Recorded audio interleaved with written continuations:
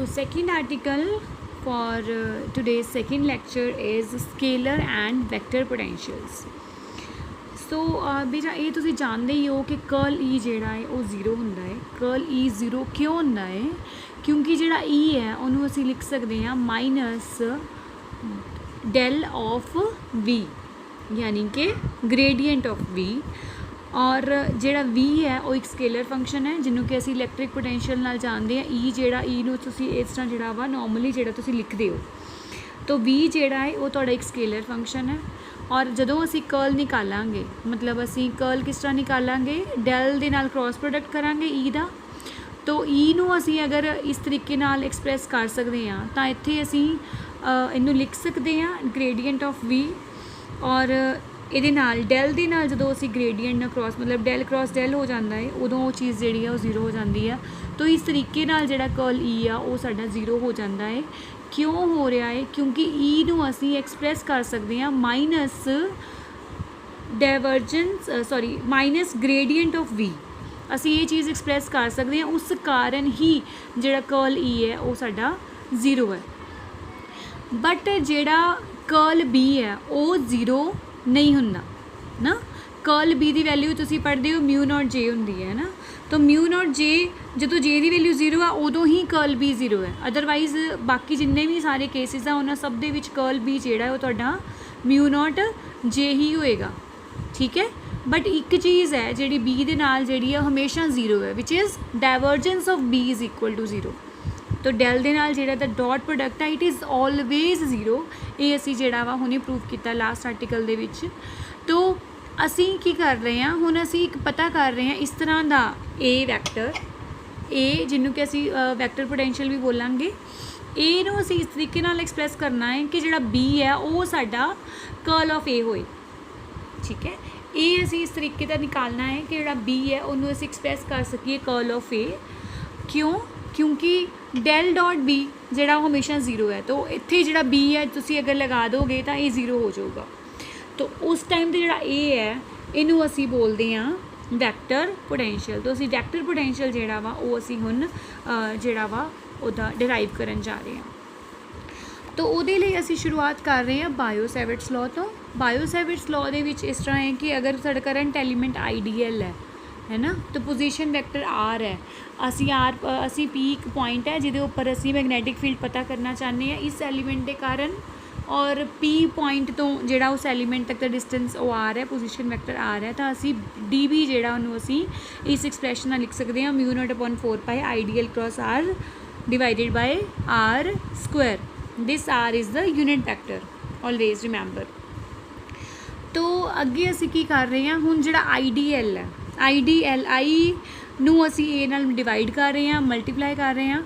और इसलिए कर रहे हैं क्योंकि असी सारी चीज़ नूं जे दे विच कन्वर्ट कर रहे हैं बेसिकली, ठीक है। जे जे तुहाडी करंट डेंसिटी है, तो जे नूं तुसीं आई अपॉन ए लिख सकते हो। तो आई अपॉन ए नूं मैं जे लिख लिया तो मेरे कोल बन गया ए डी एल, ठीक है। ये ए डी एल इस तरह ही बच गया। हुण एरिया दे नाल जदों ਉਹਦੀ ਲੈਂਥ ਜਿਹੜੀ ਆ ਮਲਟੀਪਲਾਈ ਹੋਏਗੀ ਤਾਂ ਇਹ ਕੀ ਬਣ ਜਾਊਗਾ, ਇਹ ਵੋਲੀਅਮ ਬਣ ਜਾਊਗਾ। This area is the area of cross section, ठीक है। तो क्रॉस सैक्शन एरिया ने जो लेंथ असी मल्टीप्लाई करांगे तो एक करंट एलीमेंट का वॉल्यूम बन जाऊगा। तो इसलिए इनू जिहड़ा वा उहनूं असी डी वी दे नाल लिखिया होया वा। सिंपली तुसी लिख सकते हो भी आई डी एल नूं असी जे डी वी जिहड़ा वा वो असी लिख सकते हैं। तो इत्थे यही किया होया आई डी एल नूं असी जे डी वी जिहड़ा उस तरह लिखिया है। तो क्योंकि डी वी जिहड़ा वा उहनूं तुसी बाहर भी लिख सकते हो, ठीक है। स्केलर है इसलिए इनू जिहड़ा वा इनू असी बाहर लिख लिया। तो ये जिहड़ा चीज़ा सारियां वैक्टर क्वांटिटीज़ हुण ए वाला जिहड़ा एक्सप्रैशन है तुहाडा इस एक्सप्रैशन दे विच जिहड़ा है रिड्यूस हो गया। सो फरदर चलते असी देखते हैं भी जिहड़ा बी है उन्होंने क्योंकि असी अगर टोटल निकालना चाहते हैं तो सानू उहदी इंटीग्रेशन करनी पेगी। सो असी इनू इंटीग्रेट कर रहे हैं over the whole volume D V, ठीक है। तो इत्थे ट्रिपल इंटैग्रल जिहड़ा है वो तुहाडा लगेगा। और उस तो बाद असी की कर रहे हैं, असी ए वाला जिहड़ा पार्ट है R by are square, R unit vector by are square नूं असी एक्सप्रैस कर रहे हैं डेल 1 बाय आर। ये जिहड़ा ये ऑलरेडी असी पिछली बार भी जिहड़ा वा इनू इस तरीके नाल एक्सप्रैस किया सी अपना जिहड़ा काम है उन्होंने ईजी करन दे लई। तो हुण इत्थे तुसीं देख सकते हो भी इनू असी माइनस ऑफ इस तरह लिखिया होया वा, ठीक है। तो जो भी ए क्रॉस बी हुंदा है वो की हुंदा minus of B cross A. तो ਇਹਦਾ मतलब अगर ਅਸੀਂ उल्टा कर लीए तो ये वाला जो साइन है नैगेटिव वाला वो चले जाऊगा। तो इनू असी जिहड़ा वा ए क्रॉस बी नू बी क्रॉस ए जिहड़ा वा उन्होंने लिख लिया ताकि जो नैगेटिव साइन है साडा इत्थों रिमूव हो जाए। ठीक है। तो हुण असी हुण सपोज कर रहे हैं del cross J upon R नू। ठीक है, क्योंकि असी इनू जिहड़ा वा इस एक्सप्रैशन दे विच जिहड़ा वा रिड्यूस कर रहे हैं क्योंकि अल्टीमेटली असी बी नू एक्सप्रैस कर रहे हैं ना। यू नो दिस कि असी बी नू एक्सप्रैस करना है डेल क्रॉस ए दे विच।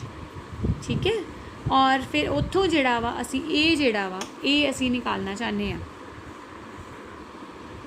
तो फर्दर चलते अगर असी del cross J by R नू अगर असी खोलीए तो असी इनू लिख सकते हैं del cross J 1 by R तो ਉਹਦੇ ਨਾਲ del 1 by R cross J ਅਸੀਂ ਇਹ ਜਿਹੜੀ ਚੀਜ਼ ਆ ਇਹ ਈਜ਼ੀਲੀ ਅਸੀਂ ਜਿਹੜੀ ਲਿਖ ਸਕਦੇ ਹਾਂ। तो स्टडी करंट ਦੇ ਲਈ क्योंकि डेल क्रॉस जे ਜਿਹੜਾ ਵਾ ਉਹ 0 ਹੁੰਦਾ ਹੈ तो ये वाला पार्ट ਜਿਹੜਾ ਵਾ ਇਹ ਤੁਹਾਡਾ 0 ਹੋ ਗਿਆ। ਇਹਦਾ मतलब for steady current this part is equal to this part. So this term is equal to this term. तो ਤੁਹਾਡੇ ਕੋਲ ਇਹੀ वाली टर्म है ਇੱਥੇ। तो ਇਹਦਾ मतलब ये आ कि for steady currents you can replace this term by this term. तो ये जगह पर हुण असी लिख रहे हैं del cross J upon R. तो सिंपली असी डेल नू जिहड़ा वा वो बाहर लिख लिया। तो हुण तुसी देख सकते हो कि जिहड़ा बी है वो किस तरीके नाल एक्सप्रैस हो गया डेल क्रॉस सम टर्म। तो ये टर्म की है, ये उही वाली टर्म है जिहड़ी असी निकालना चाहते सी। This is your A and A is equal to mu naught upon 4 pi volume integral of J upon r. ठीक है, तो ये जिहड़ा वा इनू असी वैक्टर पोटेंशियल बोलते हैं। ये तुहाडा एक्सप्रैशन है वैक्टर पोटेंशियल का। सो फर्दर असी की कर रहे हैं डाइवर्जेंस निकाल रहे हैं वैक्टर पोटेंशियल की। तो ये वाला जिहड़ा वैक्टर पोटेंशियल ये असी हुणे डिराइव किया ਇਹਦਾ ਅਸੀਂ डाइवर्जेंस करना चाहते हैं। तो ਇਹਦਾ मतलब इस पूरी चीज़ की डाइवर्जेंस होएगी। ਜਿਹੜੇ भी कॉन्स्टेंट्स ने तुसीं बाहर लिख लो ਉਹਦੇ ਨਾਲ ਜਿਹੜਾ ਵਾ ਇਹਦੀ डाइवर्जेंस ਜਿਹੜੀ हो जाएगी according to Gauss's divergence theorem. हुण जिहड़ा ये वाला चीज़ है ना इनू तुसीं सरफेस इंटीग्रल दे विच चेंज कर सकते हो। Volume to surface integral you can change. तो ये जिहड़ी चीज़ आ इनू असी इस फॉर्म दे विच लिख सकते हैं according to Gauss's divergence theorem. तो ये जगह पर हुण असी ये वाला जिहड़ा फैक्टर है ये जिहड़ा फैक्टर है ये असी लिखांगे। तो ये वाला जिहड़ा इंटैग्रल है क्योंकि ये ओवर द होल स्पेस हैगा ये साडे कोल है ना। तो जिहड़ा ये वाला एक्सप्रैशन है ये वाला ये सरफेस जिहड़ा इंटैग्रल हैगा। ठीक है, और फॉर फाइनाइट करंट डिस्ट्रीब्यूशन जिहड़ा वा जे जिहड़ा वा इनफिनिटी के उपर जाके वैनिश हो जाता है। ठीक है, तो ओवरऑल जिहड़ा इहदा सरफेस इंटीग्रल है वो साडा 0 होएगा। ठीक है, तो अगर ओवरऑल सरफेस इंटैग्रल थोड़ा 0 हो गया मतलब ए वाला पार्ट जो थोड़ा 0 हो गया तो थोड़े को डेल डॉट ए जिहड़ा वो 0 हो जाएगा। तो इसका मतलब ये है कि वैक्टर पोटेंशियल दी जी डाइवर्जेंस आ इट इज़ 0। तो ये जिहड़ा एक्सप्रैशन आ ये असी निकालिया हुण डाइवर्जेंस ऑफ बी भी 0 होंदी है और डाइवर्जेंस ऑफ वैक्टर पोटेंशियल भी जिहड़ा वा वो 0 होंदा तुहाडे कोल।